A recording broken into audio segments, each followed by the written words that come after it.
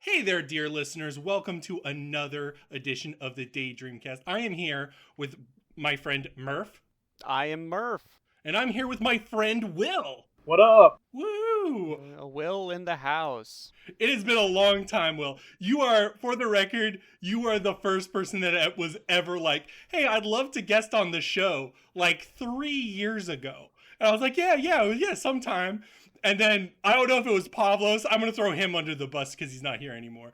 But, like, it just never happened. And then I was like, no, it's happening. Because I saw you at PAX East. It's true. We had a good time. Yeah, dude, it was fucking wild, wasn't it? And you got, like, a lot done. I know you discussed your own PAX East games with your friend Brian on another cast, if you want to plug that right now. Yes, Platformers Podcast. You can find it wherever you find your favorite podcast. I think we talked about 30 games at PAX. So that's so many. You were so busy. Every time I saw you, you were like sweating and tired.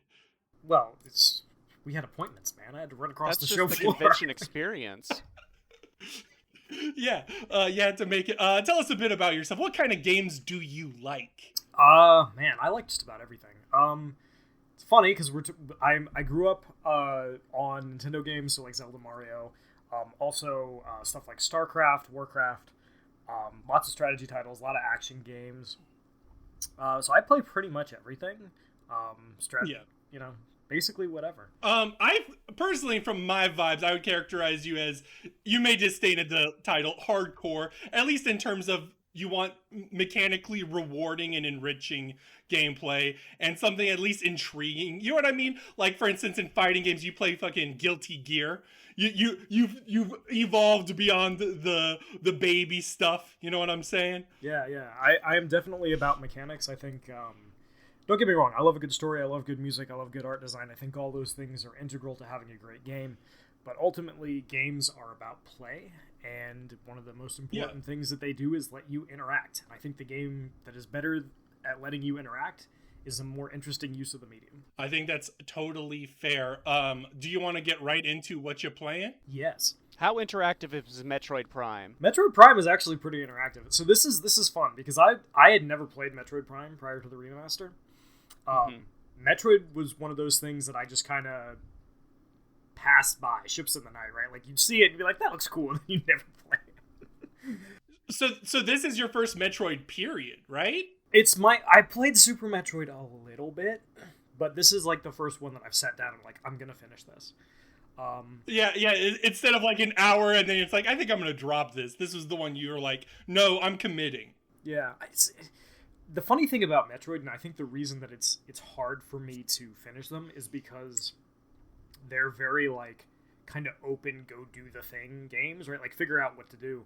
And my problem is, because I work in games media, a lot of my time is like, oh, we need a Dragon Ishin review, and then we need guides for like every single sub-story. All right, well, that's going to take like 2 weeks, right? And all I'm going to do for those 2 weeks is play Ishin. So then I go back to Metroid, and I'm like, I don't remember what I'm doing. And then I have to restart the game, and then, that was what happened with Super Metroid. Are you saying that game journalists may have a different perspective on marathoning games than your average gamer? Yes. Golly gee. I'm very grateful when I don't have to do that. So how I play games in my free time is a lot more loose and kind of like just whatever I'm feeling at the moment. But Prime is interesting because it caught my attention immediately. Like, I was like, you know what? Prime Remaster, let's finally do this. Like, everybody loves this game. And I gotta tell you, I love this game. There you go. It's crazy. Good taste. Yeah, it's crazy because I think this year especially, we're seeing a lot of remakes and remasters and re-releases for games from like the 2000 to like 08 period. That kind Year of the GameCube. Lots of GameCube games, lots of GBA games, early like Gen 7 games like from the 360 PS3 era. So I think that's Gen 7, right? I can never keep it straight. PS3, Xbox 360 is Gen 7. Yeah, I can never. Whenever you count the numbers, it feels to me like when a mom is like, "Oh, my baby is 39 months old." And it's like, okay, well, I think we're beyond this point. Right, like the numbers are too big. And my thing is, I always like, Gen 1 for me would be like, it's the NES, right? But like, nah, it's the Atari. So Prime is interesting because it is very much like a go do what you want to do game, but it also kind of like, if it feels that you're not on the right track, it'll be like, hey, there's something over here. You really should go over here. But what's cool about it is that I would not, having played a little bit of Super Metroid and a little bit of a couple of the other 2D games, just, try them out, like Fusion, I would not expect what that series does to work in a 3D environment, because a lot of it is like wall bouncing, like, let's go roll through this area. It's the morph ball, right? Like, and Prime is like, hey, you can still do that, but by opening it up to a 3D environment, we've actually made things a little bit simpler. Like, the jumping stuff that you can do in the 2D games is not there, but also more complex because you have things that can move around in 3D. You can rotate rooms, you can do more complicated 3D platforming, and like, the joy of it for me has been the exploration of like, that's cool. Absolutely. How do I get over there? Mm-hmm. I can't get over there. I think one of the I think one of the big things, especially in contrast between Prime and the 2D stuff, is also combat. I think there's a good amount of stiffness and movement to Samus in 2D, but in Prime, you're always considering space, and it's such a unique consideration of space, especially not only in comparison to Metroid, but in comparison to first-person shooters. They don't make first-person shooters like Metroid Prime. You know what I'm saying? So then it's just a breath of fresh air whenever I play it. Yeah. It's interesting because, Samus can dash.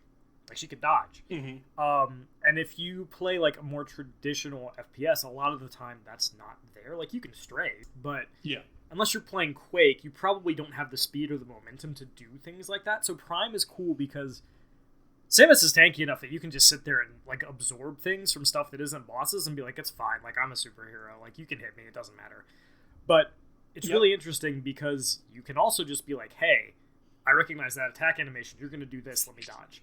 And having that ability to move around in the 3D space and work with these enemies that are very mobile and very fast, and with all the tools that Samus has, like, I can freeze this one, right? Or I can do this, or I have to approach this one this way. Or when I unlock the X-ray visor, I can see these ghosts when they're moving. It's Prime is not really a combat game in its combat. It's a puzzle.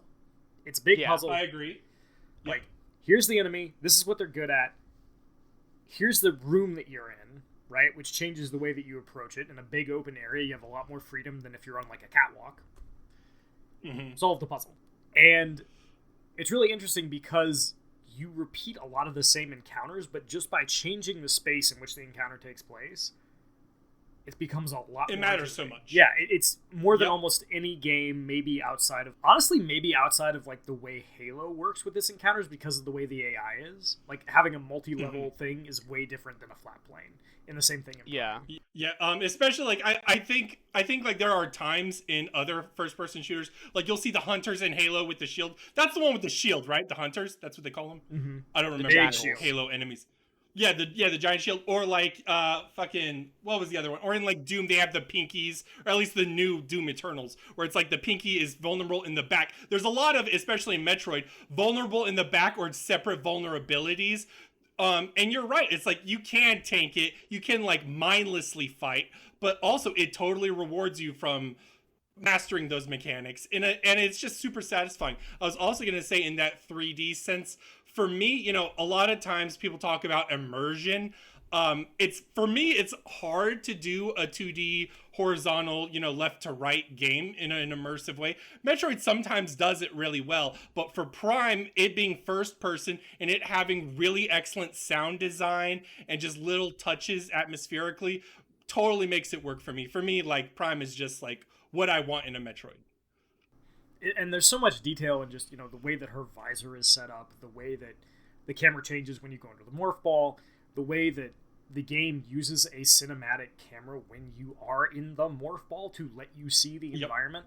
You know, I think that's something that we've kind of gotten away from since then, is like camera use has become very standardized, right? Like, if you're in a first-person game, it's going to be first-person. You might have a little HUD, but you're probably not going to have the detail on the visor that Samus does. And if you're in a third-person game, it's Resident Evil 4 style over the shoulder, right? So, having a game that released kind of around the time before everybody looked at Resident Evil 4 and before everybody kind of looked at the way Halo did a UI or Call of Duty did a UI for a first-person shooter and said, that's what we're going to do. And just kind of was allowed to experiment with that, and the way that it showed the player how the world worked is really interesting. No, I totally get it. Yep. Murph, any thoughts? Have you played Metroid Prime, Murph? Yeah, I played it kind of after the GameCube's time when I learned you could play GameCube games on the Wii. I always feel like Metroid Prime, I like it. I never finished it because I got to the point where it's like, all right, backtrack through every area and find like the 12 secret keys to unlock the area to the final boss. And I was like, I've had my fill. I think Metroid Prime does have like a very good atmosphere, a very oppressive feeling atmosphere, almost from like the moment go. Like, you touch down on Talon 4, and it's like, okay, this is a hostile environment. This is practically, like, a survival horror. And you just kind of, like, truck through it. I always liked the scanning and the different visors. Just, like, different ways of looking at the world is very interesting. Yeah, and to talk about that camera shift real quick, you're right in that because it's been standardized, they ignore function a lot. So like when you see the morph ball and the zoom out, it is able to utilize space, especially once you get the spider upgrade and you can climb up walls with it. Oh my gosh, that is so much fun. And it enables a verticality to the 3D world that is just super awesome. And the camera demands that, right? And in other games nowadays, they wouldn't think about function. And instead, they would just think about what's convenient or, you know, just go back to what they feel comfortable with. And this game was like a huge risk, like on all accounts, as Retro Studios, as a Nintendo title, as a Metroid first-person shooter. Like, this game is just risks on top of risks, and it pays off in spades. And it's interesting because all that stuff is there. But it's really good at balancing a lot of things at once in kind of a way that, like, very few studios or publishers are good at. Like, Capcom is good at this. Blizzard was good at this back, when they were, like, at the height of their powers. Nintendo has always been good at this, where it gives you all the information you need while also managing to evoke a tone, an atmosphere, a sense of being in a physical space and how you navigate that physical space, and you are seeing what you need to see. You have all the information. Murph, you talked about, like, it's kind of a survival horror game. It is. It has that very, like, oppressive, very, like, tense atmosphere where you're like, I don't know what's in the next room. Some of this stuff is scary. I don't know how to fight it, necessarily, the first time I see it. Yeah. But you also just don't have a lot of information to, like, what's going on. Like, you see codex entries that are like, something called Phazon showed up and it killed everyone, but you don't really have, like, wrapping your mind about what Phazon is and your perception of it evolving as you progress through the areas. And in the same way, your understanding of the environment and how the environment works together and how the enemies are, and it captures all that, but it's also, like, a very wondrous game. Like, you go into an area and you're like, wow, this is really cool. And part of that, I think, is the music. Just everything about it feels like, I don't know.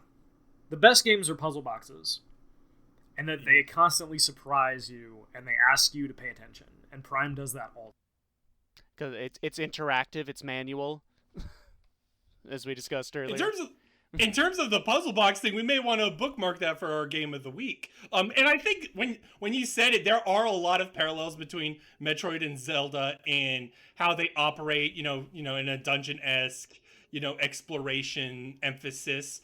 And I think Zelda also has those problems typically, especially in like a 3D title where it's like, okay, I haven't played in 2 weeks. Where the fuck am I? Like Twilight Princess. Oh my god.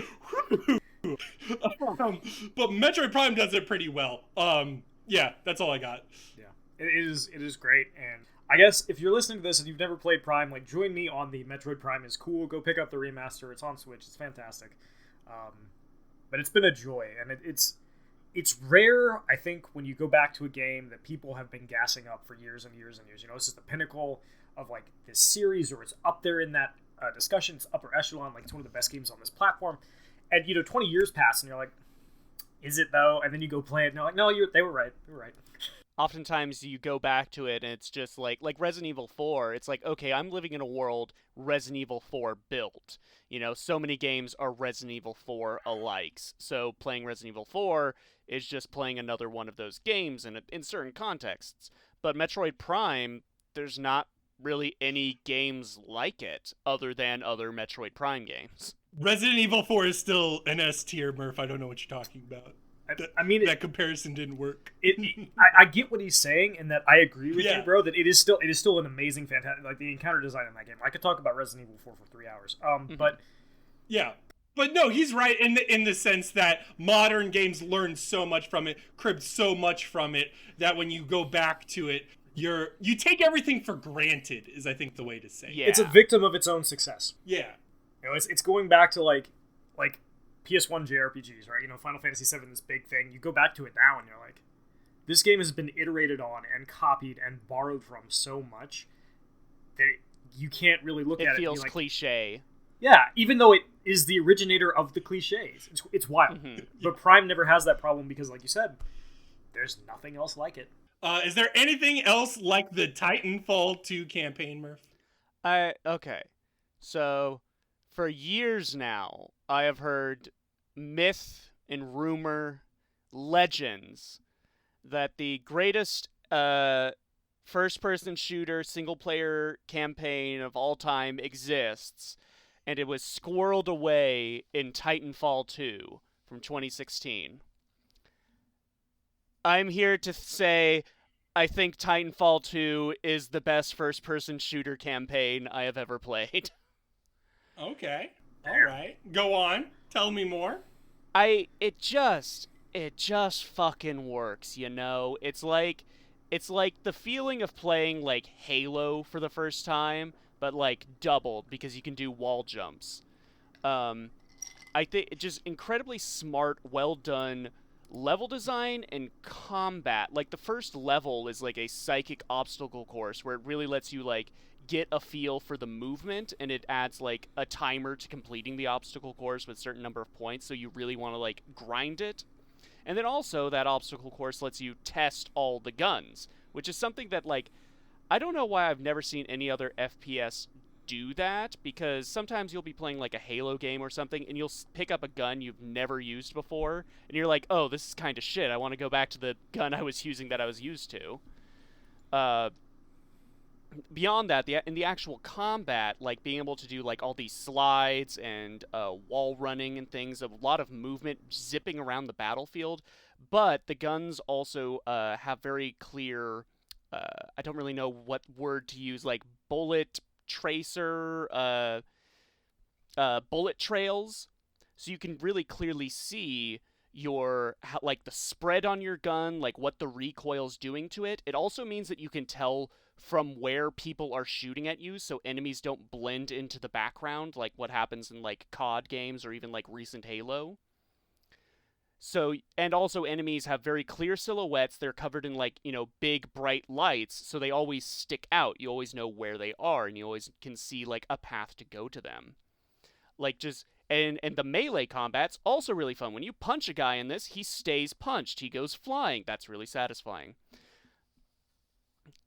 And then just adding that all into very fantastically and really inventively done levels. Like every level's a banger and they're all distinct. There's one where it's like the enemy forces are constructing like artificial cities en masse, like a mass-produced factory to create artificial cities for combat scenarios, and you're like underground watching them like piece together like different buildings and like Legos, and you're on that platform as it's like tilting and a house gets added and you have to like adjust as like the room's rotating around you and you're still shooting guys. And then the level, I think it's called Cause and Effect, is like Effect very and famous. Effect and Cause is a very famous level from this game where you get a time travel bracelet, and you can switch between the present, where this science facility is all run down and destroyed, and the past when it's in its prime. So you can do things like be in the present where the room's deserted, and then switch to the past where it has a bunch of enemies in it, and you can switch to the present, walk behind them, switch to the past, shoot them all, and it does so many interesting little combat scenarios with that. And that's just one level. That mechanic's only in that level, and they use it as much as they need to. It's just it's great. I love it. We've talked about before last season when we talked about Half-Life 2 the importance of a first-person shooter's campaign having variety. Mm-hmm. You know what I'm saying? Yeah. And it's a variety beyond the multiplayer segments, because you never hear anybody talking about Titanfall 2's multiplayer. This stands on its own, and you know what I mean? I think that's so important to the game. Yeah, and you know what? Each level ends in a boss fight, and they kind of have a Borderlands style introduction for the boss, where they show up and it zooms in on them with their name displayed. And then those boss fights are always really interesting encounters, because you're always doing them in the Titan, and you have to mix and match your Titan loadout. I think this game, or this campaign, I didn't touch the multiplayer, admittedly, but I think this campaign very much deserves its reputation, and it just makes me, all the more matter that, it was basically launched to fail, because it was set up against the new Battlefield and so many other things, deliberately by EA to tank it. It is wild, because, bro, you brought up Half-Life 2, and I think Titanfall 2, I am not quite as high on it as Murph is. I think it is a great campaign, and I think Effect and Cause is an all-timer level. Yeah. But I think it's also very set piece heavy, and once you've seen the set piece, is a lot less impressive the second time. Absolutely. But what it does really well is it learns the stuff from Half-Life 2 of here's this really unique mechanic and very unique situation. We're gonna drive as much out of this as we can, and then you're never gonna see it again. And because of that, when the game wants to make you feel really powerful, you feel really powerful, and it feels deserved. The ending, that there's a bit at the ending, I don't want to spoil anything, but you get a really cool gun that you don't normally get. And it's getting the crazy gravity gun at the end of Half-Life 2. It's cool, I'm just murdering I am unstoppable, right? And the same thing when you get the really good Titan loadouts. It is a game that really modulates, allowing you to feel powerful and feel overmatched basically whenever it wants you to. It's really cool. Yeah, and the gun variety is also really nice. It's the different types of shotgun have different designs on their spread. There's one that's has a wide spread, and then there's one that's more clustered. So you can think about what situation you would want that in. So when it's presented to you, and you often get there's not just the shotgun level, the sniper level, It's hey, here's an opportunity to use you'll see different weapon racks. It's hey, do you want shotgun? Do you want sniper? And you can really think about what your preference is.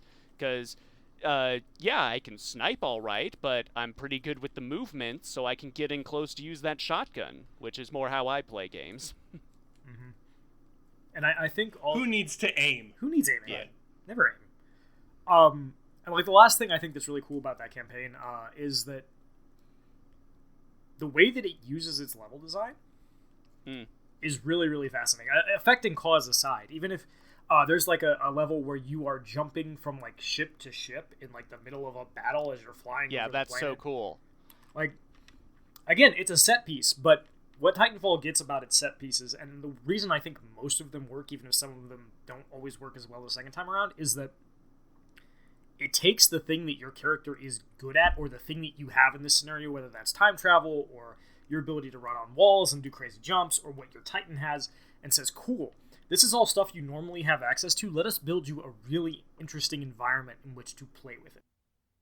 Yeah, definitely. It's like Donkey Kong Country Tropical Freeze. Sure. The thing I was gonna say, and you see this with Prime as well, and we talked about it a little bit before. It's movement, right? And I think I can say this comfortably. Will, you don't like the Call of Duties of the world, so I feel safe here.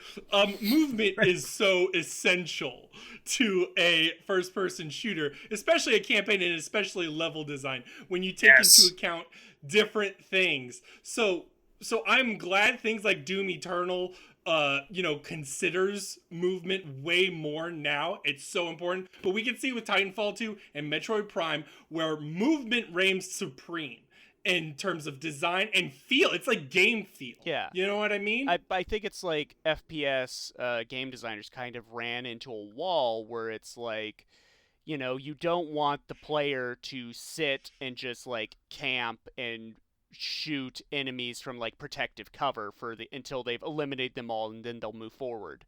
And so they try to have that solution with like, okay, the enemies will infinitely respawn until the player moves to like a certain checkpoint on the map. But the issue is that they don't give the players like fun, like snappy movement to do that. So moving forward through that wall of infinitely respawning enemies is just a slog. It's a pain in the ass. But you give me the ability to like power slide and wall run and double jump and turn invisible.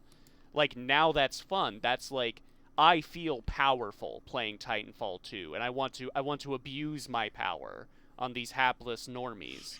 And I think I'm glad we're seeing kind of a return to that style. Like, I'm old, right? So like I grew up playing Quake and Tribes.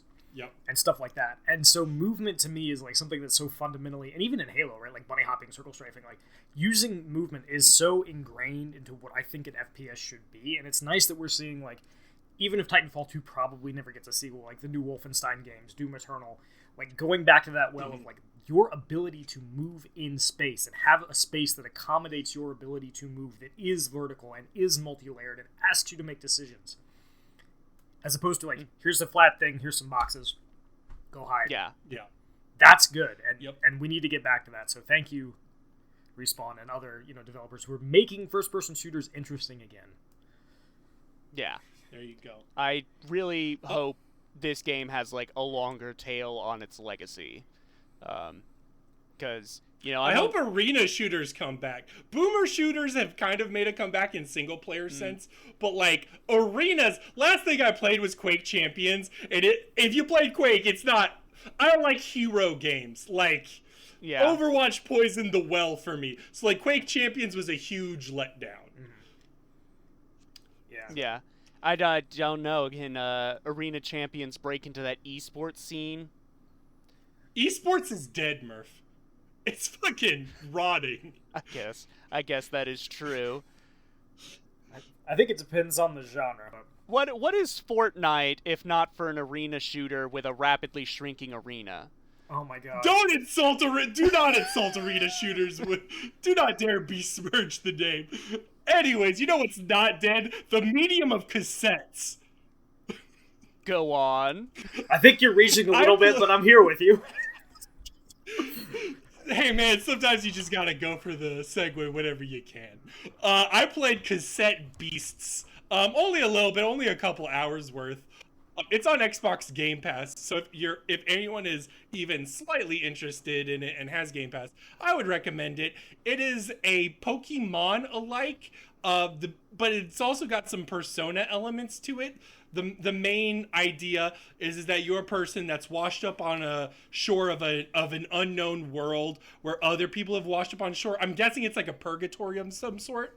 But there's magical beasts running around, and you can record them and use them as... They function more like personas. Like, how you interact with them is Pokemon, and how they function in terms of, like, monster design is Pokemon. But in terms of how they work in a party is much more SMT Persona. You become them, and you have a party that also becomes separate monsters. Oh, so it's and they like have a Digimon Tamers. Sure, maybe? Question mark? I suppose. The thing I liked about it, as of now was the music and the monster designs. And they also have a fusion mechanic, which sounds interesting and allows for good interconnectivity with the party members. And I also like it's got a semi-visual novel element to it, especially with the party members and how it does storytelling. The things I don't like about it are obviously it feels very indie in a bad way. It feels lesser on production value, especially when we get to the overworld design. It's open pretty much after you do your first few quests. It's just like, hey man, look at your quest log, talk to NPCs, have fun. So in that way, I really like it. But the actual aesthetic of the overworld and movement, to go back to movement here, just feels very stiff in a way that I wish there was a little bit more polish to. I get that, but is it, because I'm looking at the trailer right here, is this something that's riding mostly on its aesthetic and production, or do you think if you would recommend this to like someone that's really into like a turn-based tactics RPG? This is not intellectually demanding in an RPG sense. No. It's, I mean, that's where it also cribs from Pokemon in that sense. Dear listeners, I don't like Pokemon anymore, so I'm desperate to find a replacement in my heart. And this does not fit that, although I like what it does, and it does inspire hope that for this type of game, for this niche. I like especially also the customizable elements, and again the soundtrack's good, but yeah, it mostly rides off aesthetic for the most part. I'm gonna keep playing it, and if I talk about it again, that means it really clicked and I found something special. But if it didn't, I won't talk about it again. And yeah. Okay, so listeners, stay tuned.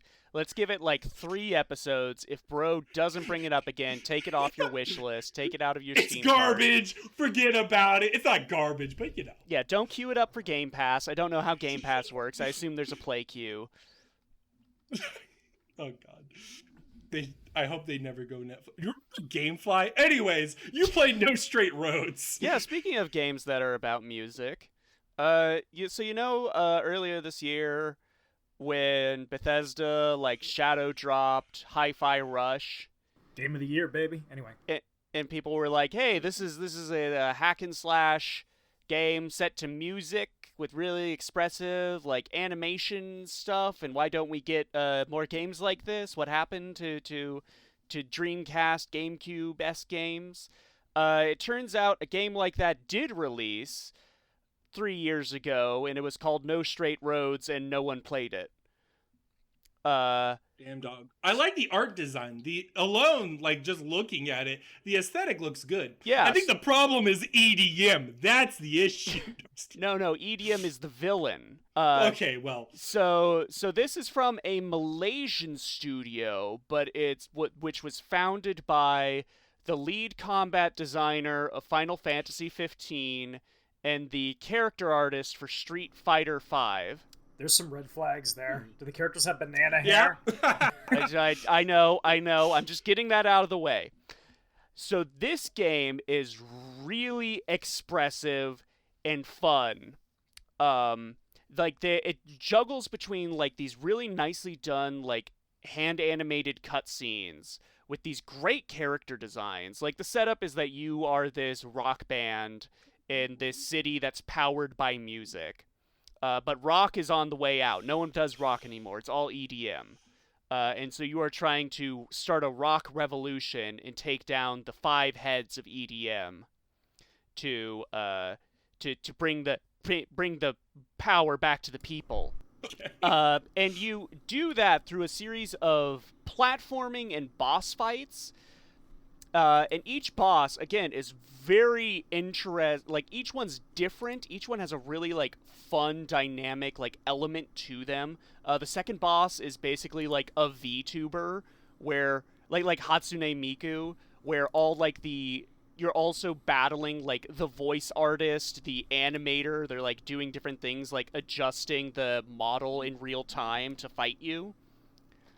Kind of piloting like a mecha, which is just like fun. It's all fun. And the music's great too, especially because you can go back to previous boss fights and unlock different remixes and versions, including like Christmas versions where it's all just like jingle bells and stuff. But would you recommend the game? Yes, I recommend the game, but the actual gameplay is nothing at all to write home about. That's not good. So the big issue is that it's like set up like, oh, enemies attack in time to the music. So that's like your signal of like when to dodge and things. The issue is that you are not bound to the rhythm of the music. You can just attack and do whatever. And so it just kind of throws off the whole like rhythm game part of it. And it's just like, this is more or less, I'm not really doing anything to the rhythm. I'm just like bopping along to the music, you know? And so it kind of fails on that aspect. And also the actual combat is just like light, strong attacks. There's a Steam review that I think sums it up best. That's like, this is the best Double Fine game not made by Double Fine. Yeah, you get those vibes. Which I think says a lot. Like, I recommend it. I still recommend it. Just know you're not getting, like, the combat fidelity of, like, Hi-Fi Rush or anything. You're basically playing for this really fun animated movie that has a boss rush attached to it. I wonder if we're going to cover a Double Fine game in the near future. That may also have problems with combat. And rock music. Yeah. Will, you played Strayed Lights. I did. No strayed lights. Okay, so looking at this, am I correct in assuming that this is like an Ikaruga Souls-like thing? Ikaruga Souls-like thing? Kinda, yeah.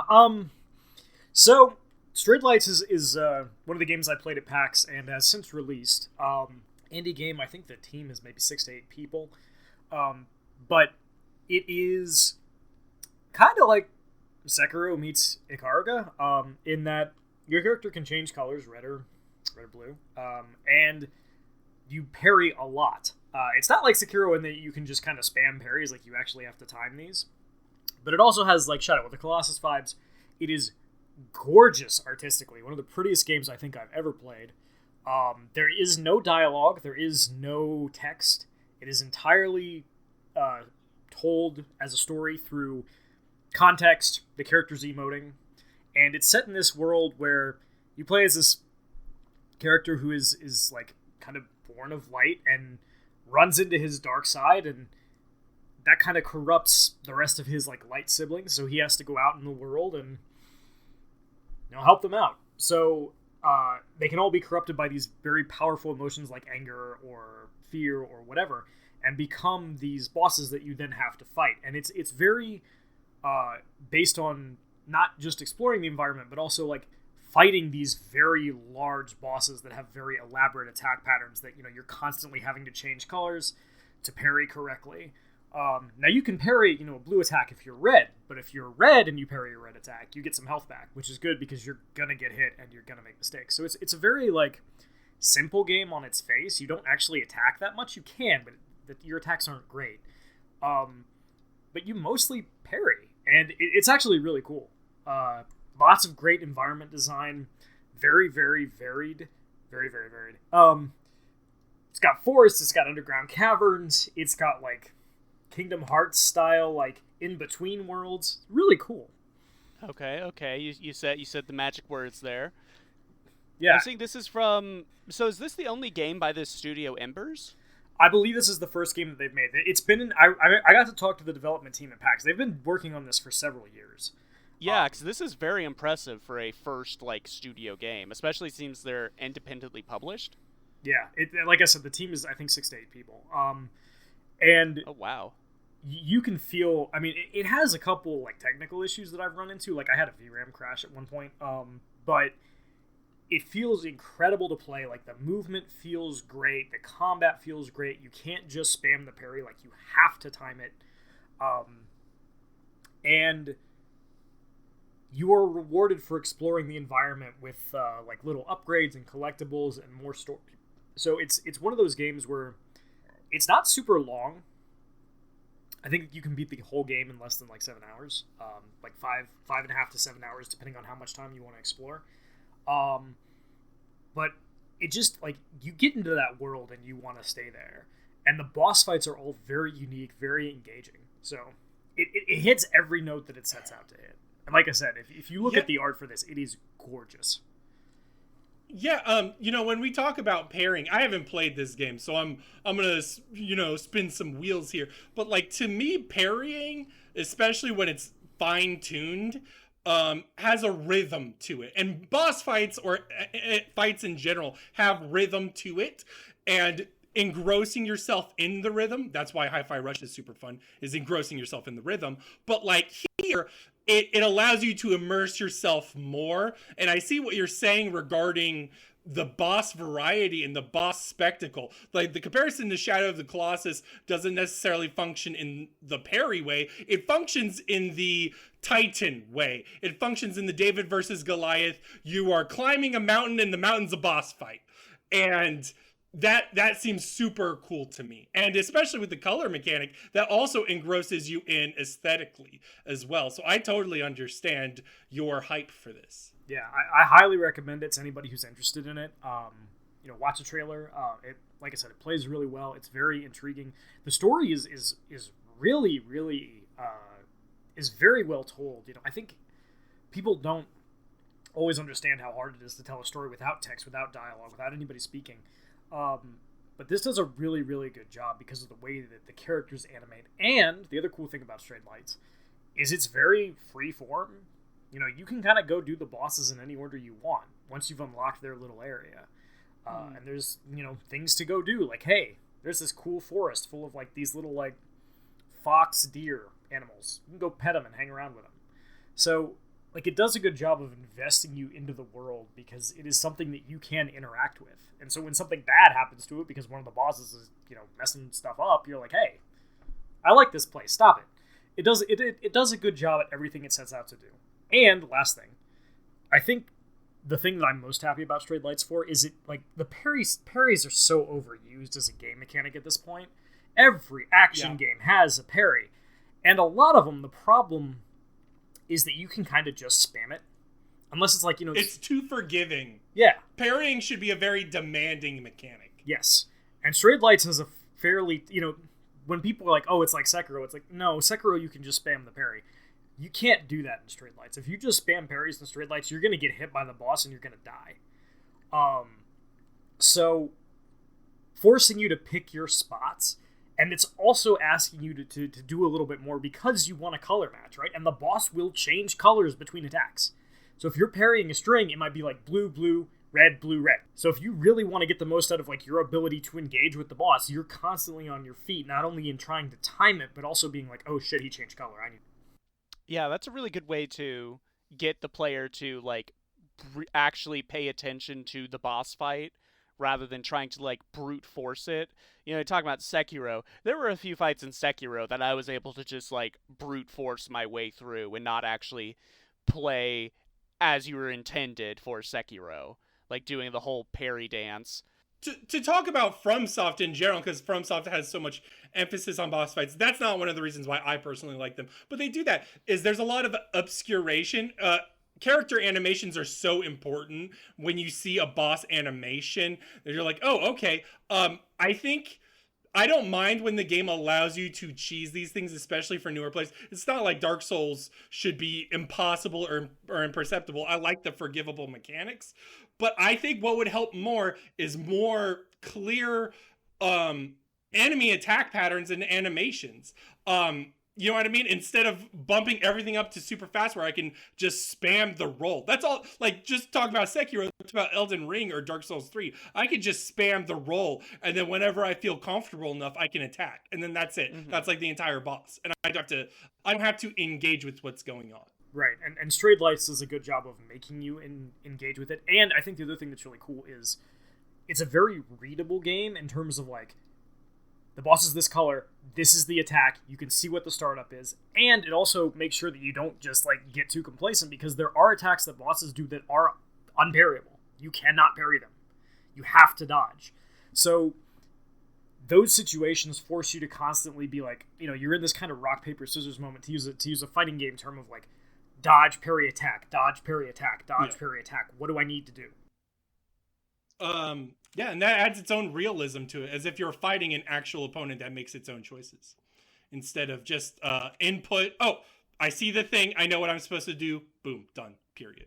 Are we all ready for the variety minute? Let's do it. I think so. I said what I needed to say.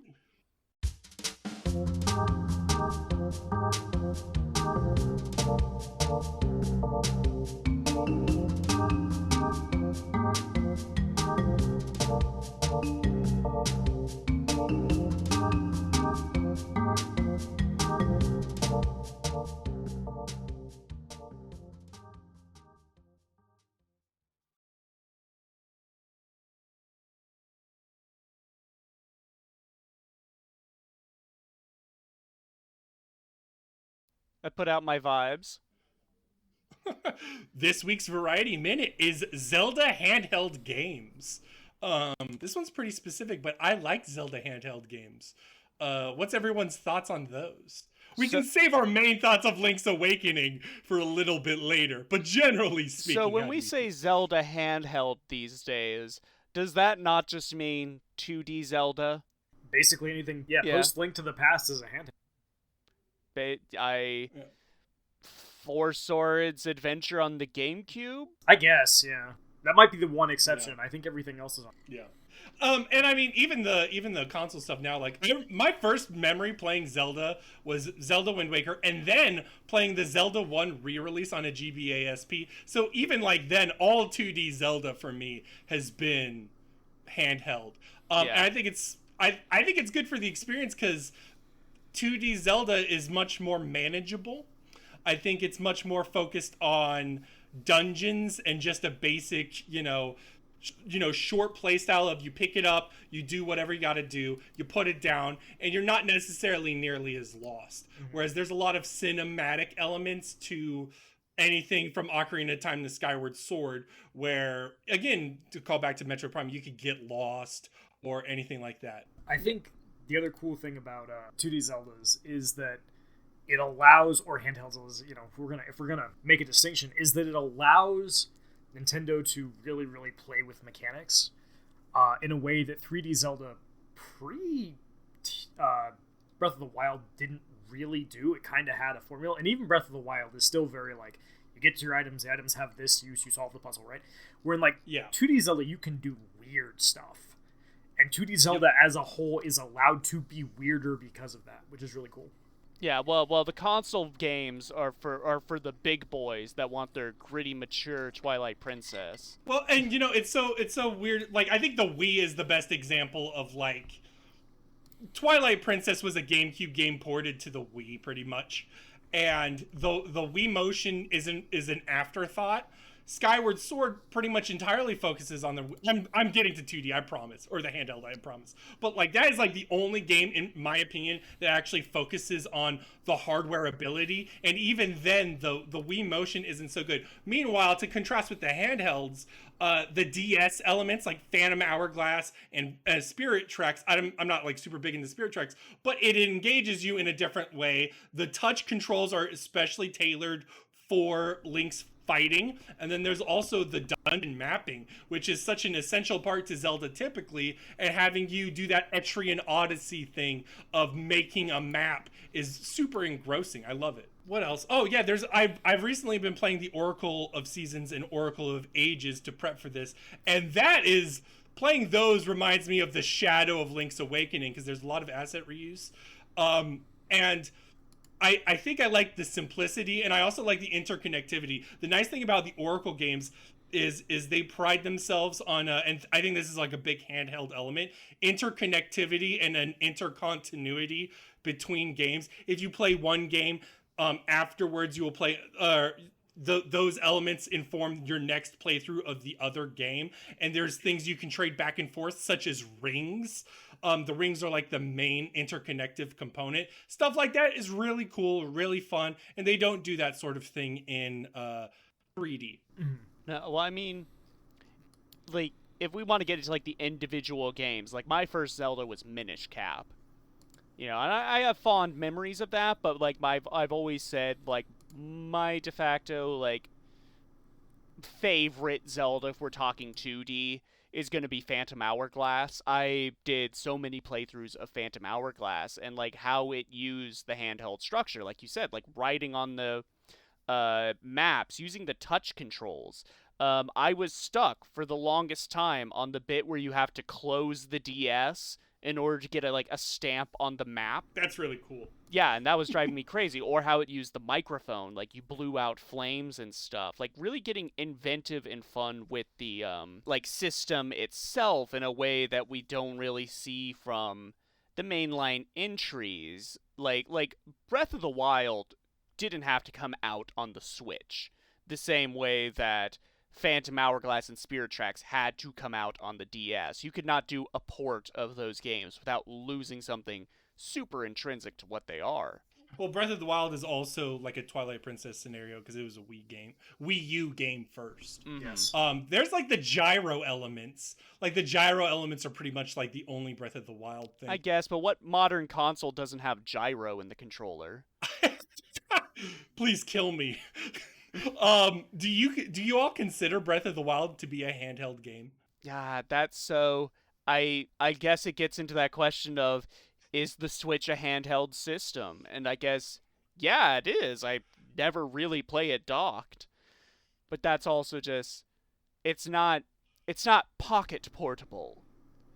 You know, I had a conversation once about, and Will, you can chime in. I'm gonna keep this tidy here. Design changed, especially when we look at other systems like the Steam Deck, where it's like Steam Deck is not playing handheld games. It is playing normal fucking games, and it's just handheld. I think Nintendo has a little bit better approach to that. But even then, I think there's a huge design philosophy shift where Breath of the Wild still feels more console-like than anything that came before it. That's basically what I was gonna say. Like Breath of the Wild feels like a successor to Twilight Princess, Wind Waker, Majora's Mask, Ocarina, Skyward Sword. However you want to like track the history of the larger games, like it builds on those design philosophies. Mm-hmm. And then I mean, it's also handheld has also been Nintendo's kind of way of like benchmarking how far we've come, like technology wise. Like on the GBA, we had a port of Link to the Past, and it's like, oh my god, the power of a SNES and a handheld. And then 3DS comes out, and they're like, boom, remake of Ocarina of Time and Majora's Mask, which to me still kind of just feel like flexes to be like, yeah, we can put these two iconic N64 games on a handheld and update the visuals and gameplay. Yeah. Putting the best Zelda on a handheld, some might say. Yeah. Yeah, I know that Ocarina. And I'm talking about Majora's Mask. yeah, I know. I figure. I was gonna say this is also, I think someone said it earlier, it's like this is also where they experiment like mechanically. Like for instance, I think there was a large drought once Ocarina of Time hit where it's like this is what Zelda games are gonna be now. And Link Between Worlds is actually the first game that sort of subverted that concept. And I was like, well, what if we make items universal? And they used a rental currency system to still have some limitations, but then it opens everything else up. Mm-hmm. And in that way, that was the first time in a long time where they were a little bit more freeform and they took risks. And I think it paid off. And I think immediately after that success, they felt confident in what they could do with Breath of the Wild. Yeah, Breath of the Wild is very handheld in kind of the way that it's like, hey, you know your items that normally you get in a dungeon? No. You have these things all the time. This is your toolkit. Yeah, and also Breath of the Wild has that, like, pick up and play factor that's very integral to handheld. Like, you know, I can pick up Breath of the Wild and play for 10-15 minutes, and I can say I have done something in the game when I have put it down. Yeah, especially like I think that's one of the primary a lot of people complain about the dungeons. That's like a whole can of worms. But shrines function in that handheld sort of way where it's like 10-15 minute like, oh, you can complete this dungeon segment where there is a puzzle, and it's a flexible puzzle where you engage with the system however you want. Many of them are a little too easy, but other than that, like it showcases that handheld thought process and design at the very least. I guess my overall question now is like, it kind of hinges on the idea that the Switch is like the future of Nintendo's like consoles. Like, do you think they're just going to come out with like a Switch 2? I mean, or are they going to go back to a home console handheld split? if you look at Nintendo historically, post like SNES, their biggest success has been handhelds. Mm-hmm. Aside from the Wii, which is a once in a, it's not replicable. Yeah. Yeah.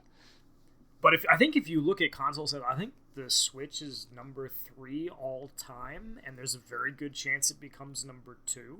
Yeah. So I think if it's Nintendo, you'd have to look at that and say, all right, we have the golden goose here. We have hardware that isn't expensive to make, keeps our development costs down, plays to our strengths as, hey, you can take this anywhere and play it. Also, you can hook it up to your TV, and it sells. Yeah. Yeah. Why would you look at that and be like, let me do something else? So I guess my question is hinging on that idea. Do you think we're going to get a new 2D Zelda? Because we got the Link's Awakening remake, but that's not new. That's a remake. Yeah, I think they will, because Zelda has always been... not always, but for a very long time has been kind of like big event, right? Like, I don't know if you guys remember, but like, do you remember when they showed Twilight Princess at E3 that year? And just the an explosion. The room erupted. Zelda games are an event. In a way that very few things in the AAA space still are, where like a Zelda game comes out and people sit up, right? Like it's Zelda. Yeah. It has the cultural cachet where people pay attention. But also, Nintendo is very fond of experimenting. Like, if they weren't, we'd have another F-Zero by now. But they love to experiment. They love to do smaller, weirder projects. And I don't think they're going to stop doing that. Because, not Skyward Sword. Breath of the Wild, Tears of the Kingdom, right? Those games, Breath of the Wild sold like 30 million copies. It did Mario Kart numbers. Tears of the Kingdom is going to do crazy numbers. It's going to, do really well. But because of what is expected of a traditional 3D Zelda game, like, there's stuff you can't do. The 2D games don't have any expectations because they've been doing weird stuff for so long. And I think there's always going to be that little part of Nintendo that's like, we want to do weird. Yeah. Yeah, I completely agree. I think there's one distinction I would make, and this is even not even in reality. It's a prediction by me. And I said this last episode when we were hyping up summer games, is that I think it is absolutely necessary for Nintendo to have that duality of like this is the big event, mainline Zelda title, and then we're going to do smaller stuff on the back end.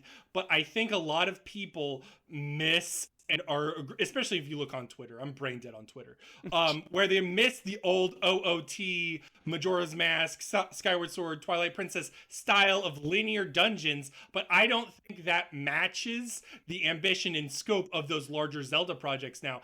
I have the feeling that they are going to make those... it's hard to say smaller scale, but I think they're going to approach those 3Ds in a similar way to the 2Ds, and those may be more lumped together in a sort of experimental linear sense. What I'm trying to say is they're not going to make Ubisoft Tower, Breath of the Wild titles all the time, but I do think that is the future currently of, Zelda going forward, and then the side titles will probably incorporate those older 3D formulas. I want to say that you're right, but if I've learned anything after playing Nintendo games for like 20 plus years, it's that whatever you think that they're going to do, you're probably wrong. Yeah, Nintendo is insane. Like, yeah. It makes no sense. God bless them for it, because like the fact that they are just like, we're gonna do whatever we want has resulted in the stuff that they've made, and sometimes it doesn't work, but a lot of the time it does. Yeah. Mm-hmm. Hey, if I'm wrong and they make bangers, I'm not mad. I just want bangers. I'm pro banger games. You know what I'm saying? You're pro good games. Is that the statement of the podcast? Yeah, we like good games. Yeah. Speaking of good games, have y'all played this one? I don't remember what it's called. I think it's called Link's Awakening. I have played Tingle's freshly picked Rosy Rupee Land. Hey man, that's don't the best Tingle. handheld. Rosy Rupee Land is a fucking banger, dog. Okay, all right. Let me read this little bit, and then I'll pass it to you. But Will, but I gotta do the intro.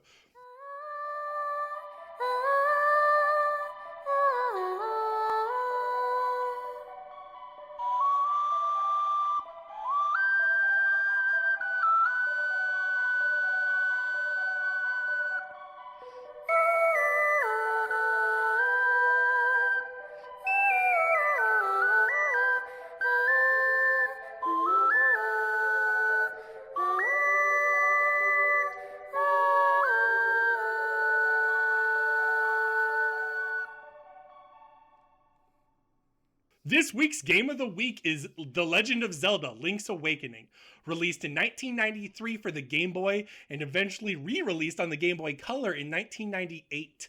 Originally an unsanctioned side project utilizing a Game Boy development kit, it evolved from a port of A Link to the Past into its own unique game. The gameplay, since it is a mostly top-down Link to the Past-esque adventure with an interchangeable inventory mapped to your A and B buttons. The story is, after the events of A Link to the Past, Link finds himself in the midst of a vicious storm on an open ocean. He faints and awakens on Koholint Island, a mysterious isolated location with a small number of villagers, mostly Marin and her father, Terran. Link's mission is to find 8 instruments and play a song to awaken the mysterious egg sitting on top of the island. But what does waking the Windfish actually mean, and what will become of our adventure here? Will, what did you think of this game? So I had to go back and I played the DX version of the game because I hadn't played Link's Awakening in a long time. And my opinion of it, having gone through it again, it remains the exact same as when I played it the first time and in the years since. This is the best 2D Zelda. It is the best 2D Zelda because of the way it was made. It starts off as an unsanctioned side project, and so it was allowed to be weird. And if you like Majora's Mask, Link's Awakening is Majora's Mask before Majora's Mask was Majora's Mask. I would agree with that. They are cut from the same idea of, hey, we just made this genre-defining thing. What if we made this weird little follow-up with the same character in a completely different setting where everything is kind of the same, but also kind of weird and not the same? Yep, and instead of taking, like, typically a normal Zelda is like a very mythology bend to it, and obviously there's elements of that here, but Majora's Mask and Link's Awakening both scratch a psychological, personal element to it. So the story ends up impacting you way more. For Majora's Mask, it's obviously got the dark death elements, but there is a darkness to Link. Spoiler alert, the Windfish is dreaming. When you wake him up, the island goes away. I spoiled it. There we go. Wait, that's what happened? I thought that was up to interpretation. And I don't know. I think those risks pay off really well here. I personally like Link's Awakening more than Majora's Mask, especially in terms of the actual nitty-gritty gameplay. I think what I really like about this is the overworld. The overworld is tight, and even when there is a tile that doesn't have a lot of utility, it has a lot of utility in space, and there's not a lot wasted. And then especially in terms of like the story of, like, you know, the format of you do something and then you go to a dungeon, it's all very streamlined and it's very smart about pacing. And then the dungeons themselves are great, like all of them. So, hey. Universally. And it you know what I had forgotten about that I love upon revisiting this? There's Goombas and, like, and piranha There's plants. a lot of shit. There's like, this game is, I said this I was talking to some friends earlier, and we were talking about like what are the greatest Zelda games, and I said, look, I have opinions on what the greatest Zelda games are, but what I need from Tears of the Kingdom is I need this game to be as unhinged and weird as Link's Awakening and Majora's Mask are, because it's happened twice where you make the genre-defining game, right, and then it's like, this is just a weird little guy. Have fun. I need the weird little guy. I don't know if Tears of the Kingdom is going to do that, but God. But Link's Awakening is so weird, and I do think, you could argue, like, yeah, the Windfish wakes up and the island goes away, but I think you could also argue that, like, there's a certain amount of truth to what happens on the island, and with those characters. Absolutely. And I think that's really cool. And also, the cool thing about Link's Awakening is it's really the first game that kind of just, like, looks at Zelda mythology and just throws it out the window. Yeah. Absolutely. What's more important is what's going on in the here and now. That's the one thing. Is like in a release terms, Zelda 1, Zelda 2, and A Link to the Past came before this. And props to Zelda 2, I suppose. That has probably the most characterization out of all of them, or maybe A Link to the Past. But Link's Awakening, you actually care about a large majority of the NPCs, and a large majority of the NPCs are memorable. And in terms of the ending, bookmark it, because I want to talk about the ending near the end. But yeah, I just love every bit of it. Like the script and the story in terms of what's going on and the talking and the charm hits way better. The sprite work. I love the sprite work to this game. I typically play the black and white monochrome version. And to me, that sprite work just evokes something really powerful. But even then, the DX version has really good enemy sprite coloring. I like playing the bottle dungeon in DX, seeing like the clown genie. That fucking looks fantastic. Mm-hmm. And I was talking to my wife because I was playing some of it today and last night, and I was sitting there and I was like, this is a Game Boy game. Yeah, this game looks fantastic. Like this game, like in terms of art direction, I would rather look at this than most modern games. I'm just sitting here like, this thing like runs on a device that has trouble remembering what you did from screen to screen. Mm-hmm. Like, yeah. How? What wizardry was employed here? I don't understand it. I think the strength of it comes from, like, the hardware limitation itself. It's like, okay, you can't get, I played this on the Switch Virtual Console thing, but if think about it in terms of like the size of the screen of an original Game Boy, like you can't get anything that's like that zoomed out the level it is in Link to the Past. So you have to have these very small, tight, purposeful environments that don't have that many enemies on it. Famously on this podcast, I was not too hot on Link to the Past on account of just having 20 different damage sources at any time on the screen. But here, there's like only 2 or 3 enemies at a time. So every screen is very manageable. It's almost like, okay, here's what I do on this screen. Here's what I do on this screen. There's nothing that really needs to...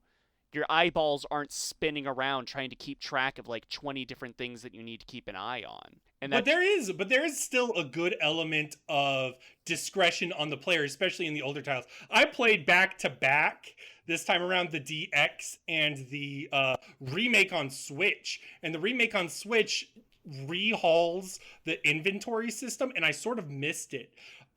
Because the inventory system is like when you walk into a room, and yeah, there's about 2 or 3 enemies tops. And those enemies have their own thing to them. They're all manageable. But because of your inventory, you basically have to switch whatever you need from your B and your A buttons. And that still demands a choice from the player. And to me, that is where difficulty can arise even when they downsize. Mm-hmm. And the Switch remake also has it's not screen by screen, I assume. It's like scrolling. No, it's super wide, for the most part. Yeah, and that sort of, I feel like, would hamper the experience because, again, these environments are designed to be looked at screen by screen. It's a grid. Yeah. Well, they still do the dungeons largely like that. There's some exceptions within the dungeons, especially, and I think there are some times where it kind of helps. Do you guys remember in fucking Eagle Tower? I love Eagle Tower as a fucking dungeon. That shit is awesome, but especially the verticality. But like, there's like wide open rooms that you still go square by square. In that sense, the remake helps a lot in those ways. But even then, yeah, I don't know how I feel about the remake, especially in the overworld where there's frame drops and weird periphery things. Yeah, I don't know, man. Something about the original Game Boy version is what's magic, you know? Yeah, I think, Link's Awakening is going back to something that we brought up earlier. The best games are puzzle boxes, right? Link's Awakening is however many tiles there are, that number of puzzles. Mm-hmm. And it's the limitation, what you guys have talked about. The great games are not built because somebody had infinite time and infinite money and infinitely powerful hardware. They're built because people had to make compromises. And because of that, they had to make choices that fit what the game wants to do. Every great piece of art has been made under the stress of limitations. And Link's Awakening works because the limitation is a Game Boy. You only have 2 buttons, which makes the player make interesting decisions. I can't have my sword and my shield at the same time and another item. I have to choose. Yep. So if I want my sword and I want my rock feather so I can jump around, I don't have a shield. Yeah. I can get hit. So you're constantly navigating this idea of, what do I need in this moment? What risks am I willing to take? What is the best way to solve the problem in front of me, realizing that when I go to the next screen, when I enter the next stage of the puzzle box, that may no longer be true. And every item has a very, distinct purpose, even outside and value, of the dungeon. Everything. I still use the items you get at the start. You know what I mean? Yeah. Like, I don't necessarily know that about fucking A Link to the Past, but here I'm like, that fucking magic powder bag, yeah, baby, let's keep fucking using that. Yeah, and then it also, it has that sort of Metroidvania progression, but in very distinct, clear ways. Here's a hole in the overmap. Come back to it when you have the Rock's Feather. Here's multiple holes on the overmap. Come back when you have the Rock's Feather and the Pegasus boots, so you can do a running jump, and to be fair, A Link to the Past does that as well. But here, I think it just pays off better. Yeah, because the map is overall much smaller. Yeah, more focused. The thing about puzzle boxes, and I'm not anti-space or scope, but the thing about puzzle boxes is the tighter and more focused they are, the more satisfying they can be. You know what I mean? And that's where Link's Awakening really shines. Even, most of the time I actually complain about overworld puzzles. Like the trading quest in general, if that was in any other Zelda game, it's a very adventure game-esque element. Yeah. I would probably hate it. But in here, the map is so small and there's only a finite number of NPCs that I am very vividly aware of what everybody wants. So the trading side quest makes complete sense. Yeah, and it's also just talking about how theming can really help mundane gameplay elements liven up. It's not just a trading quest. You gotta give a can of dog food to an alligator so he gives you a banana that you can give it to a monkey so he gives you a stick that you can give to a guy so he can poke a beehive for reasons. The other thing that I think I really admire about it is that there's no wrong answers. Zelda, especially post Ocarina has very much this is the right answer. And that level of design kind of carried over to later games where this is this enemy, you use this item, this is this puzzle, you use this thing. And there is that in Link's Awakening, but a lot of the time, if you're in a screen, how you want to approach the screen is up to you. The boss designs aren't that very, the item you get in the dungeon is to be used on the boss. But it's not a circumstance where the boss does 5 attacks and then he opens his one eye and you're supposed to shoot the eye with the bow. It's very much a give and take. The boss takes multiple hits to bring down. I really like the grappling hook boss in that aspect, where he pokes out of the different walls, and you gotta like bring out his tongue, and then you gotta hit the tongue, and like, oh, it's just like super involved, and he's fast. Like it takes really fast reaction time instead of very slow, deliberate animations, which would typically be found in a 3D game. But that's also a boss where you can use the Rock's Feather to help like jump over his tail. Yep. And so like items, continue to have use past the dungeon that they're introduced in. Yes. Link's Awakening has that like the Game Boy games especially, like that extra mobility of the jump. Giving him a jump allows for a lot more deft maneuvering. You know what I mean? You can jump over enemies. Jump over enemies, or jump over like the final nightmare boss has tentacles that bring back like on a rhythmic basis. Rock's Feather is perfect for that, and it gets into such a nice groove. I fucking love it. Yeah. And, I think this speaks to what you can do in a 2D environment, right? Because the stuff in 3D tends to be more exaggerated and slower and more recognizable because the player is navigating in 3D. Yeah. Right? The player has to aim. The player has to aim. The player has to go into the bow, look at the thing, right? Like, it's a much more involved process, so what you are being asked to do generally isn't as complex because it takes longer and it requires more stuff. Whereas in a 2D environment, you can have a much faster, more twitch-based thing because, hey, your options are inherently more limited. You can go up, down, left, or right. And in the same way, the enemy is also limited. It cannot really go above you. And if it does, you can jump, right? It's not the same thing. Mm-hmm. So using that limitation to make the items work in a way where it's like, oh, okay, I see this. I have this option. He has this option. And I can play around these things using the tools that I have without having to slow down and think about, like, all right, I got to shoot the eye now. I love the eye as an example, so I'm just going to keep using it. No, it's all good. I completely agree. This is good stuff. It goes back to the dreamlike imagery, the heavy usage of... The thing that always gets me is not the Goombas or the piranha plants or the wart or the Princess Peach photograph. It's literally the Kirby in fucking Bird Tower. The Bird Tower is just, in general, like fucking wild to me. And to talk about like multiple ways to solve a problem, you have to carry that giant ball to crash multiple pillars. There's different ways to move that ball around. And I love that usage of space, especially when you crush an entire floor down. I could just go on and on about Bird Tower the whole time, and especially when you actually fight the boss. The bosses here are so involved in that 2D sense. There's multiple ways to hit him, and but it still requires really great reaction time and stuff. Everything Will already said, so I just love it. Yes, and you know what always gets me? The thing that really sends me as far as like the dreamlike nature and the dreamlike logic of it. There's a guy, I forget what house he's in, bro. Maybe you know this. Where you have to do something for his wife, and later on he's like, "Yeah, I'm gonna get lost later, so be sure to help me out." Yeah. Mm-hmm.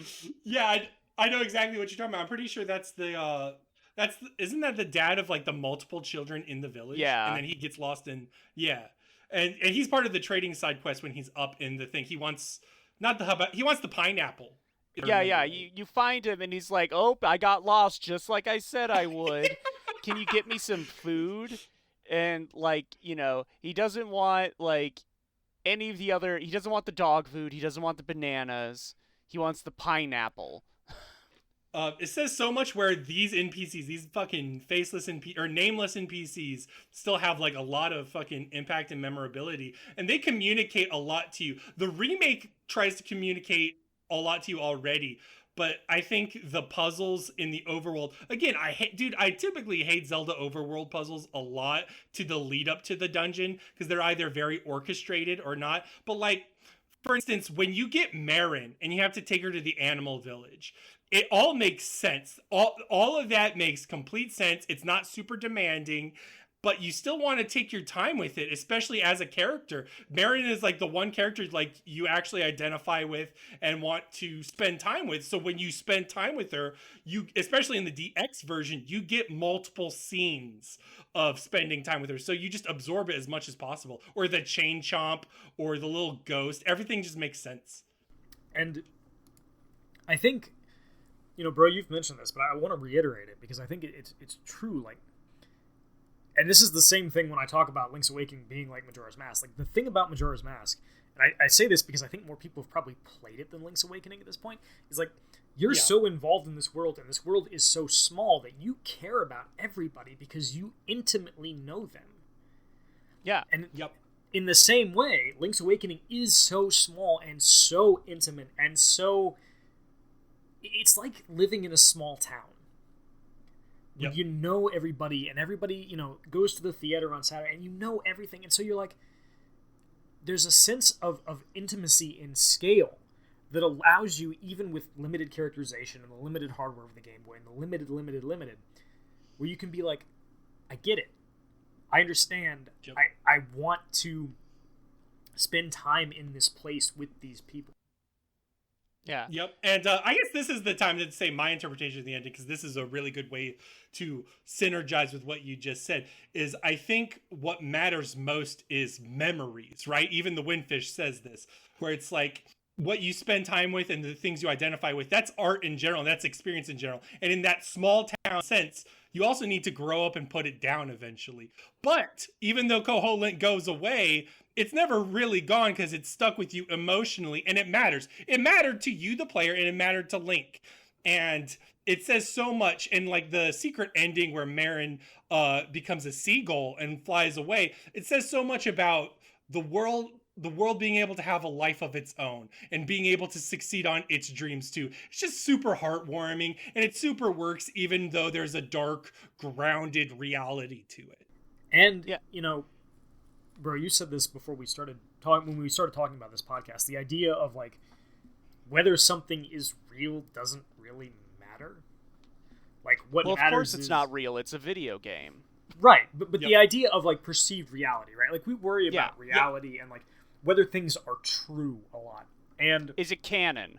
Right, is it canon? Did it happen? Talk to the Star Wars fans about canon for about 5 minutes. You want to rip your eyeballs out. That shit's dumb. It is dumb, but people care about it.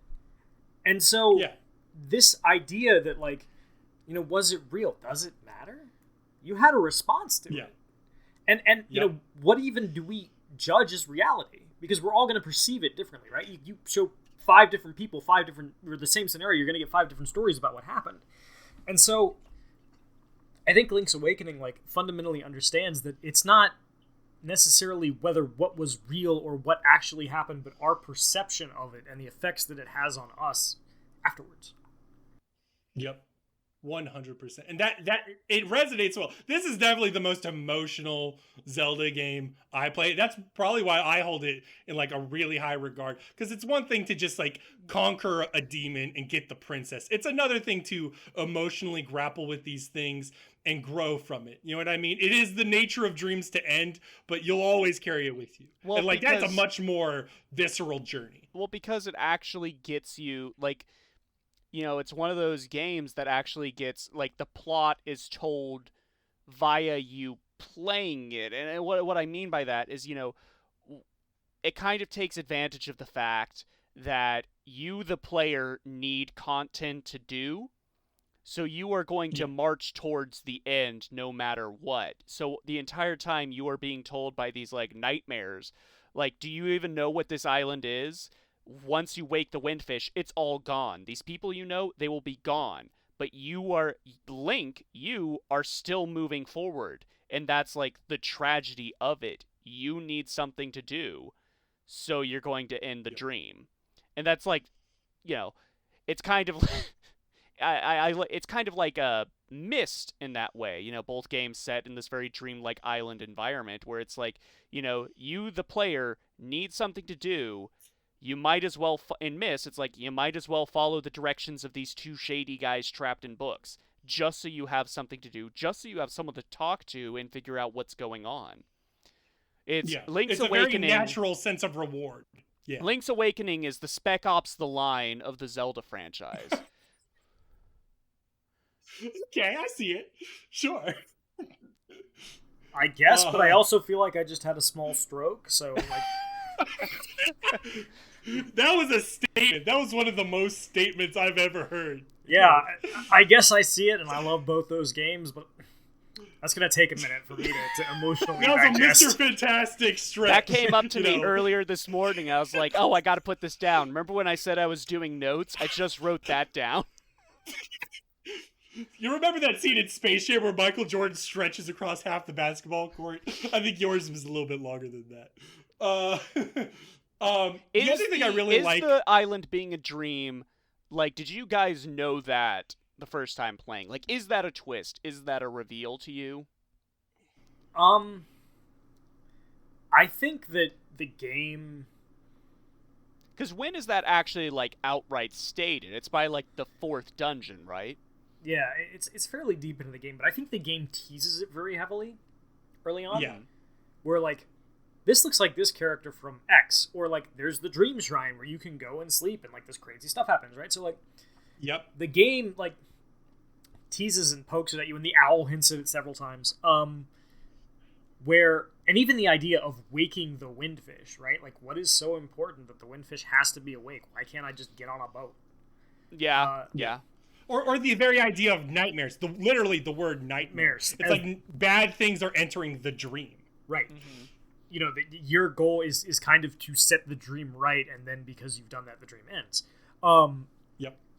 So, like, it's very heavily implied, so I don't know if I was surprised by it, but yeah, I think it's really interesting to like, it was all a dream, right? It's one of the most cliched things you can do in fiction. And Link's Awakening actually does it in a way that it makes sense and feels correct. Yep. Yeah. 100%. Well, because it changes, like, the back half of the game. Like, the tone, nothing's changed in, like, the music or the presentation, but you, the player, just feel like you're carrying this weight and guilt with you. One of the things, like, I noticed for the first time, like, towards, like, the last 2 dungeons, if you go back to the town and, like, talk to the kids there, and they're like, what do you mean? When did we start living on this island? We've always been here. Yeah. Like, what the hell's an outside? And, like, it all starts, like, you know, like, you start realizing, like, oh, no, it's all, like, it's true. This place ain't real, quote unquote. Yeah. And to me, like, I think what's special, especially now in 2023, and even further as we go on in fucking... Hopefully they keep making Zelda games even after we die. At least good ones. Is that the Zelda franchise rewards continuity in, like, that myth sense of, like, oh, this is evolving. This feels like it's not necessarily going towards something, but it feels like it's always moving, and it rewards the previous playthroughs. But, like, in Majora's Mask and Link's Awakening, because they're dreams and psychological rather than myth-based, for instance, like, the first thing you do when you wake up in Link's Awakening is you see Marin. Will said this earlier. Marin looks exactly like Zelda. You mistake her for Zelda. So it's like little elements like that are meant to blend in. And it's like, yeah, what does that fucking mean? It's just one of those things where it's like memory is what matters. And Link's, you know, subconscious or whatever is blending into the actual game design. And it reflects Link as a character. I think that's super cool. Like, and you wouldn't pick that up if this was your only game. I don't know, like, how hot a take this will be. Probably not. But, like, the Zelda games that are actual sequels to existing Zelda games are always the ones that are the most interesting conceptually. Yeah, I would agree with that. Because, like the Zelda timeline is, like, a whole quagmire thing, but it's like every new entry is meant to be iterative as a point. Like, it's all cycles. It's you know, you got the Triforce, Courage, Wisdom, Power. It's Zelda, Link, and Ganondorf locked in endless combat forever. But what does Link do after Ganondorf is defeated? What happens to the hero after that is always much more interesting when it comes to Zelda for me. I agree, and I think I actually, like, said the same thing to my wife when I was prepping for this podcast. Crazily enough, like, that's... Zelda is at its most narratively interesting when the threat is not world-ending. Yeah. Yep. And that only happens after you do the big, like, the big thing, right? The big fight. And then what's really cool is Zelda has a couple times now actually sat down and said, okay, you won, now what? Well, and Link's Awakening and Majora's Mask both have to deal with endings. You know what I mean? Both of them. Majora's Mask especially, where it's like, well, Link became a kid again, but he can't actually become a kid again. He's been through too much. Trauma has taken over. And for Link's Awakening, it's a very similar thing where it's like the aftermath has a dark reality to it where it's like, yeah, it's time for growing up. Yeah. You know what I mean? Majora's Mask specifically asked the question of, like, you know, who are you? The story of Majora's Mask is really sad because all Link wants to do is find his friend. And he gets drawn into this conflict that is really fundamentally about, like, what we do when our friends leave us. Yep.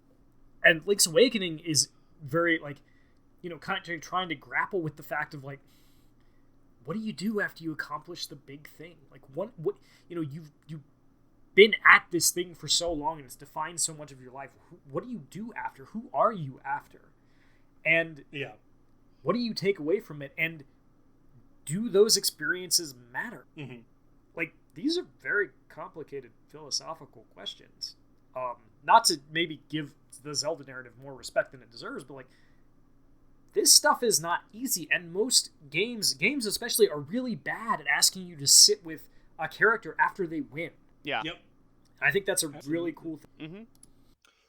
And then even after Link's Awakening, Link went on 2 more parallel adventures. Oh my god. Even those are interesting. They're less impactful. Again, I just think, like, playing them, it's very much that Resident Evil 4 thing of, like, this is the shadow of Link's Awakening. And in general, there is a shadow, after Link's Awakening for handhelds. Like, this defined what the handheld Link experience. Even Phantom Hourglass is basically a fucking Link's Awakening game. Yeah. Well, not even, like, the handheld 2D games. Like, I feel way much, like, more influence from Link's Awakening on Ocarina of Time than Link to the Past does. I can see that. Because of how, you know, how it's set up, how it gets you to engage with the world, the characters. You know, I said in the Link to the Past episode that's, like, to me, like, a Zelda dungeon is prefaced by, like, a story, like, bookmark, or bookends. You know, Dodongo Caverns in Ocarina of Time is bookmarked by you coming to the Goron village, finding out they, like, are starving because they can't go into the mines, and the conclusion is that you reopen the mines to them. Like, that little narrative, that little episode, seems so integral to me to, like, Zelda storytelling, and I feel that's influenced so much more here in Link's Awakening than I did in Link to the Past. Absolutely. And this may be the only time I'll be able to fit it in because I didn't mention it earlier. I like the pacing of it, especially the back half. Back half of Zelda can be such a hit or miss. Wind Waker. Where sometimes I'm like, yo, can we fucking wrap this up, dude? Here is the exact opposite, where it's what Murph was saying earlier, is where you're being pushed because it's like, okay, I've got this. There's a momentum to it, and it doesn't ask, especially when you get near the end, it doesn't ask you to take a breath. The last time you take a breath pretty much is that Marin segment. And then after that, it's like, okay, this is it boom, boom, boom. It's all coming apart. It's all coming apart, and then most of your time is spent in dungeon. The dungeons become much more complicated, and the overworld becomes much smaller. It's such a shift. It's like a paradigm shift about 2/4 of the way through. It's pretty cool. And it's a great example of the design of the mirroring the narrative. Mm-hmm. Yep. As opposed to just like, to go to my Wind Waker point, like, Wind Waker is a great game, but especially in the original release, you get to the end and you're like, cool, I'm ready to fight Ganondorf. Let's do this. And the game's like, what if you got these Do you have Tri-Fest 13 fragments? maps? Yeah, that's like, 30 million rupees. bro, I don't want to find these stuff. Well, too bad you can't finish the game. And it's like, bro, you cannot build me up to the point of, like, stuff is going down and then be like, no. You need to go to the DMV. Well, let me know how you feel about the end of Metroid Prime. I'm actually fairly lucky in that I've been getting the artifacts as I go. Oh, son of a But bitch. if I hadn't, there you go. I would feel the same way. That's the inner guide writer in you, isn't it? Yeah. I know we've been talking about like narrative and themes. I want to like roll back to gameplay real quick. I want to say all the dungeons in this game slap. These are some of my favorite Zelda dungeons. Save maybe the face dungeon. That one I was pretty lost and turned around in. But like the theming here is not like, it's a Zelda game. You have Fire Dungeon, you have Ice Dungeon, you have Shadow Dungeon, you have Fire Dungeon 2.0.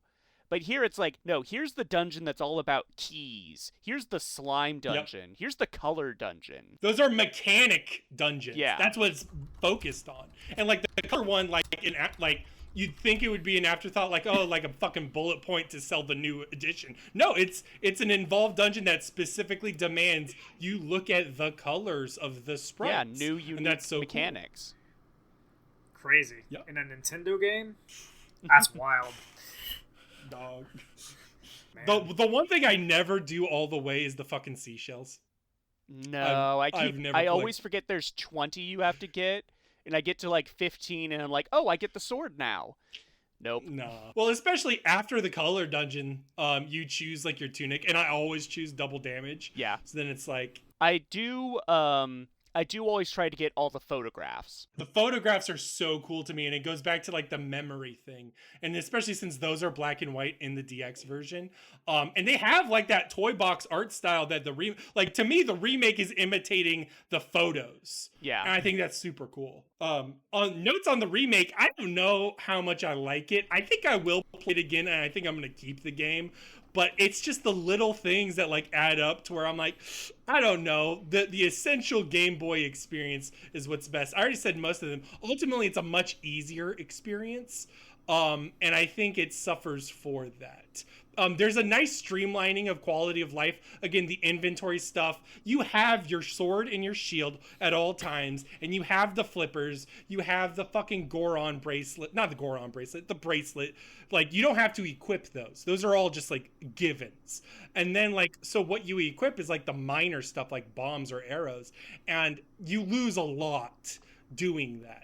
And they don't really replace it with anything other than an optional hard mode where you take double damage and there's no hearts. And I'm like, yeah, I don't know about that. The art style's fine. The music is good, but like, I'm still mixed on it. Mm-hmm. I think if I was doing like a quality of life update on Link's Awakening, the only things I would really change is maybe having item selection be on like hold down a button and bring up like a weapon wheel, an item wheel, rather than like pausing the game, selecting the weapon, swapping it out. Oh, see, I like pausing it. And also having dungeon maps show you where staircases are. Yes. They do that, I think they do that in Awakening. At the very least, they for sure do that when you make your own dungeons. I'm pretty sure they still do that period in the remake. So we are continuing the thread of Season 4 of Daydream Cast being Murph certified favorites set in tropical island locations.